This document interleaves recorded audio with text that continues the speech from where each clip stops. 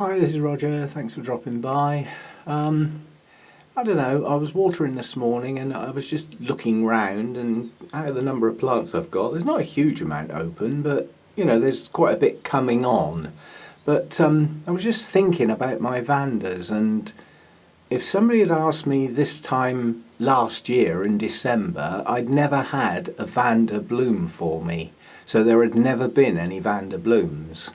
And I mean, this year, okay, I bought that one in bloom. So, you know, it was obviously blooming size, but since then it's grown about 4 new leaves. You can see the top growth there is pretty good. And it's chucked out a mass of new roots down the bottom there. So it's grown well this year. And, you know, the blooms are just opening on it again. And I was worried that the tessellations were missing. And somebody sent me a nice article that said Vanda blooms, when they open, they're not full size. And the blooms themselves carry on growing. And they expand. And you can just see the tessellations starting to form now. So I was really pleased about that. Anyway, that's that one. This one up here, I've just checked my records. So let me zoom out a bit. Wrong way. Duh. Can't get the grip. And the first bloom on that one opened on the 3rd of October.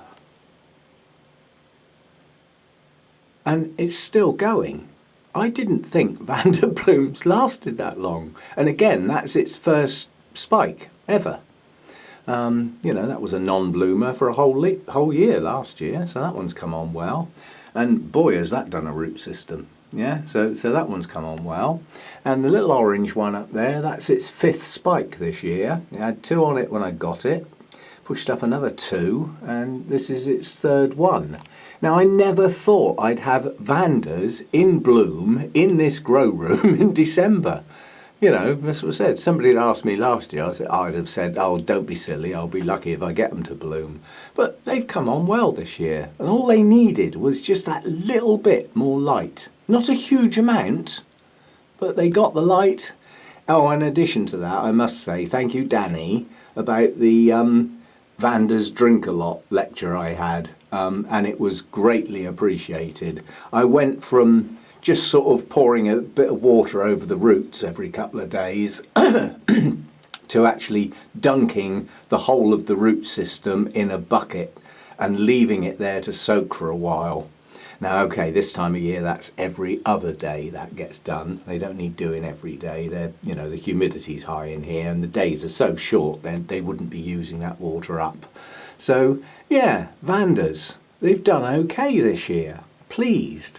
Now, I haven't got really any room for any more Vandas, because that's the only place they can get that light, is up the back there, up near the roof. And as you can see, it's a bit squashed up. Let's come out a bit again. You can sort of see the whole thing. Yeah, they're all sort of squashed up together, trying to grab as much light as they can. And that's my Rhyncholalia glauca up there, which may or may not bloom due to the extra light. And I may have to wait till next year for that one. We'll have to wait and see. But it's grown well. But anyway, I mean, that's the care my Vandas get. As much light as I can give them without them going outside, and that's not going to happen. And they get a lot of water and a good amount of feed, certainly through their main growing season.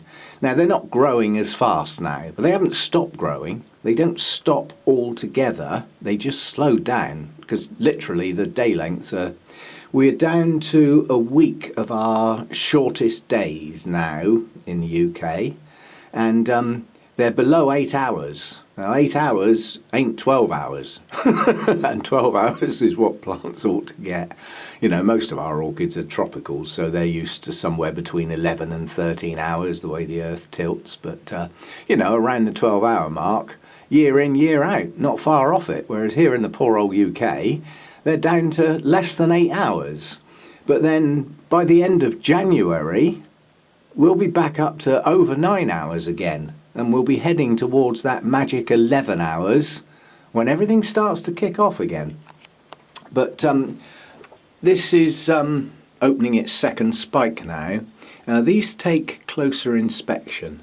This is a lovely Encyclia. Look at that purple stripe on the lip. It's gorgeous. As I say, that's the first one opened on that spike. There's 2 open on this spike, more to come, and another spike pushing on behind. Now, I can't take credit for those spikes. They were on it when I got it. But I can take credit for not blasting the flipping things and losing them. So I'll have a little bit of credit there, even if it's not a lot. So yeah, I just wanted to look over the Vandas today, because they are doing well. The light level's dropping now. It's just gone 3 o'clock, and another half an hour it would be too dark to film. I don't know whether I can just squeeze... I had all the Noblies down today to give the sort of tops of the pots a spray, stop them sort of drying out completely. They've all got buds on. I don't know whether I can get at them. You sort of look through the jungle. The top of that cane there has got buds on. Yeah, so there's buds there. Where else have we got buds? There's buds at the back there near the glass on that one. You can see buds there. There's buds there, well advanced on that one, and some others following on behind. So every single one of my Nobly types has got buds. And they haven't had a winter rest as such. They've just had their feed stopped and their water cut down, and they're in here, you know, so they get lower night temperatures. Poor things get shorter days as well, but they get as much light as I can give them, and that's the treatment they're going to get. They're not going to get a proper winter rest, because quite honestly the ones I've got don't need it. They've bloomed well for me year on, you know, and they're known plants. I've only got one real new Nobly type, which I did a video on a while ago. It was called Wedding Bells. It actually arrived, got lovely yellow blooms on it, and because I haven't put that one through a winter yet, this will be its first winter, there's no sign of buds on it now, so when I start the true winter rest after Christmas, I'll include that one, and it'll be a just in case. You know, and it will do no harm. It can only do good, quite honestly. So, Cattleyas, I got quite a few buds in sheaths, but you can't really, you know, there's nothing to show. Apart from that beastie up there in the roof. Let's see if I can zoom in on it. It will probably be silhouetted. But, come on! They're going to be huge! Well, I hope they are, as long as they don't blast or do anything silly. But 2 really large buds on there coming on nicely. And yeah, they should be a deep yellow, I believe, with some pinks or reds or something on them.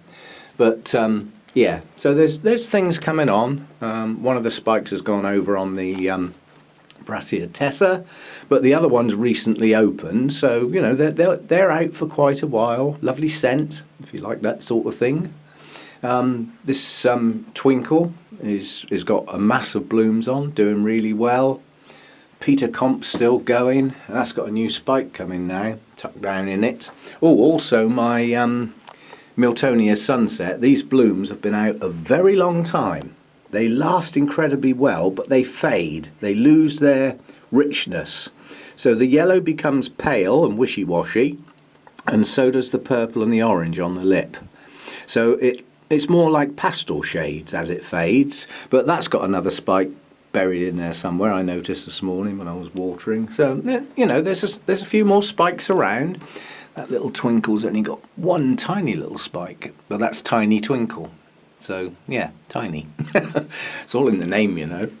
Harveyanum's going to bloom soon. It's got a spike here. There's another one up the back and a little one up the top there. So they'll be out. There'll be a while yet. And, oh, on the bug spray thing, the Noblies are some of the worst, and a lot of that is because I'm not getting at them very often, so there is a chance for the bugs to get a little bit of a hold before I get at them. But when I went round today, practically everything got watered that's not here. These are on a more frequent watering cycle. You know, it's things like Paphiopedilums, Myrostrepias, and what else is in there? Some Masdevallias. So they can't go as long without water. They don't want to be, well, they don't really want to be dry at all. They certainly don't want to be dry for any length of time. You know, that's just not how they grow. But on all the other pots, there were some bugs when I went round, and I got the magnifying glass. They're dead. I think we've won. I think we're there. Now I know there's going to be some bugs lurking, the little tykes, hiding away in places, so I am going to do the second spray. But I'm hoping that that'll be it until such time as the fresh air starts again. And that's going to need heat, because basically the big extractor fan up there and its little partner down there, the inlet fan, that's how the bugs get in, I'm sure, through that inlet fan. I mean, the rest of it, there's no windows or doors that open in here, apart from the one that I walk in and out of, you know, and that's part of the lounge. So I don't think they're getting in that way. So they're coming in through the vents, and those vents, I ought to have bubble wrapped them really. It's on the round to it list, you know, that big long list we've all got. Yeah, I'll get round to that soon. It's called the round to it list. And if I'd bubble wrap them, I'd stop any coming in. But I don't believe the sort of bugs I've got in here are capable of coming in this time of year, because that cold spell we had have knocked them down outside, so they aren't there. They're probably either totally dormant or in the egg stage or something like that out in the real world.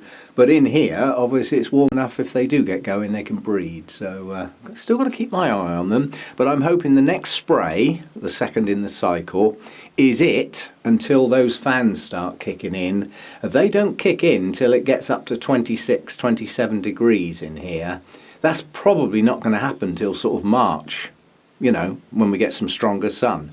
So I'm pretty safe. I think I've cleared the little tykes. Why on earth didn't I do it earlier? Slap on the bottom for Roger.